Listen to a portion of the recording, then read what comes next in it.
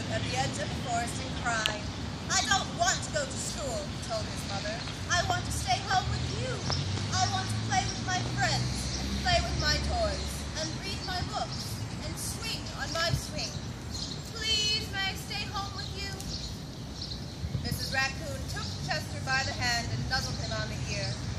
"Sometimes we all have to do things we don't want to do," she told him gently, "even if they seem strange and scary at first. But you will love school once you start.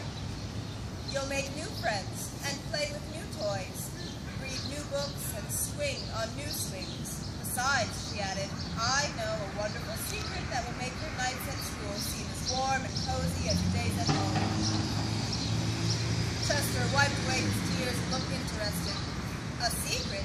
Well, what kind of secret?" "A very old secret," said Mrs. Raccoon. "I learned it from my mother, and she learned it from hers. It's called the kissing hand." "The kissing hand?" asked Chester. "What's that?" "I'll show you." Mrs. Raccoon took Chester's left hand and spread open his tiny fingers into a fan. Leaning forward, she kissed Chester right in the middle of his palm. Chester felt his mother's kiss rush from his hand up his arm and into his heart. Even his silky black mask tingled with a special warmth. Mrs. Raccoon smiled. "Now," she told Chester, "whenever you feel lonely and need a little loving from home, just press your hand to your cheek and think, 'Mommy loves you, Mommy loves you.' And that very kiss will jump to your face and fill you with toasty warm thoughts." She took Chester's hand and carefully wrapped his fingers around the kiss. "Now, do be careful not to lose it," she teased him. "But don't worry, when you open your hand and wash your food, I promise the kiss will stick." Chester loved his kissing hand. Now he knew his mother's love would go with him wherever he went, even to school. That night, Chester stood in front of his school and looked thoughtful. Suddenly, he turned to his mother and grinned. "Give me your hand," he told her. Chester took his mother's hand in his own and unfolded her large, familiar fingers into a fan. Next, he leaned forward and kissed the center of her hand. "Now you have a kissing hand too," he told her, and with a gentle "goodbye" and "I love you," Chester turned and danced away. Mrs. Raccoon watched Chester scamper across a tree limb and enter school, and as the hoot owl rang in the new school year, she pressed her left hand to her cheek and smiled. The warmth of Chester's kiss filled her heart with special words. "Chester loves you," it sang. "Chester loves you."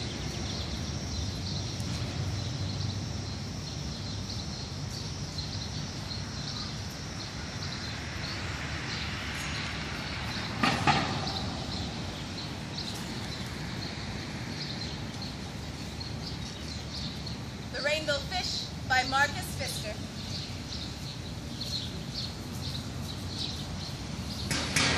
A long way out in the deep blue sea there lived a fish, not just an ordinary fish, but the most beautiful fish in the entire ocean.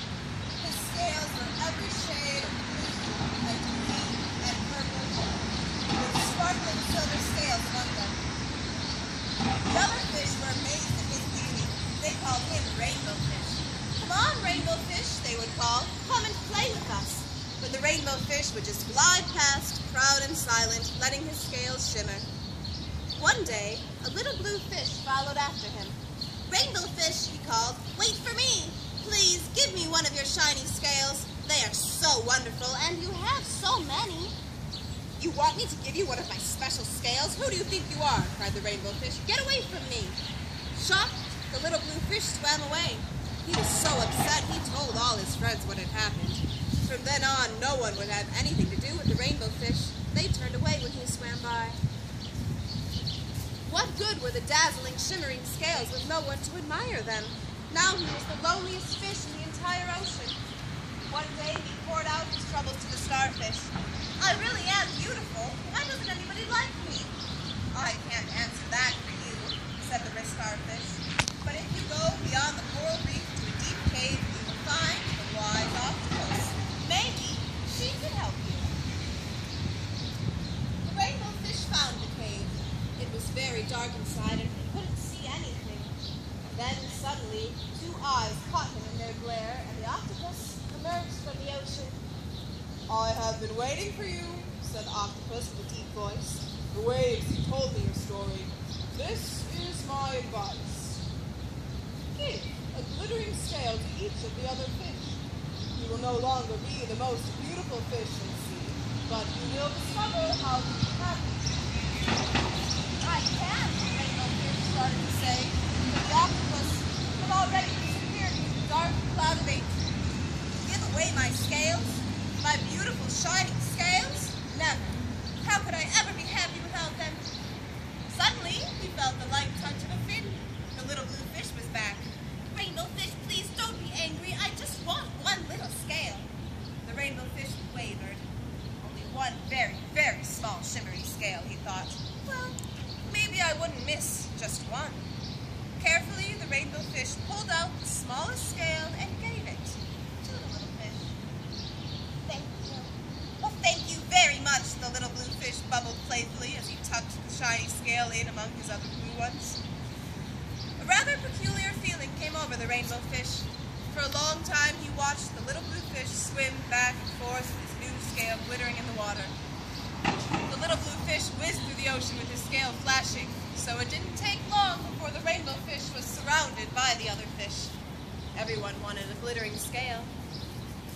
The rainbow fish shared his scales left and right, and the more he gave away, the more delighted he became. When the water around him filled with glittering scales, he at last felt at home among the other fish. Finally, the rainbow fish had only one shining scale left. His most prized possessions had been given away, yet he was very happy.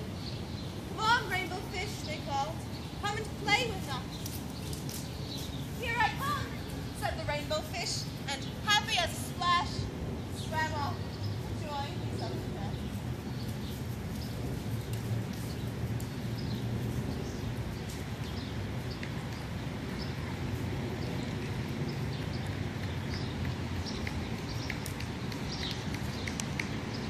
Good Night Moon by Margaret Wise Brown.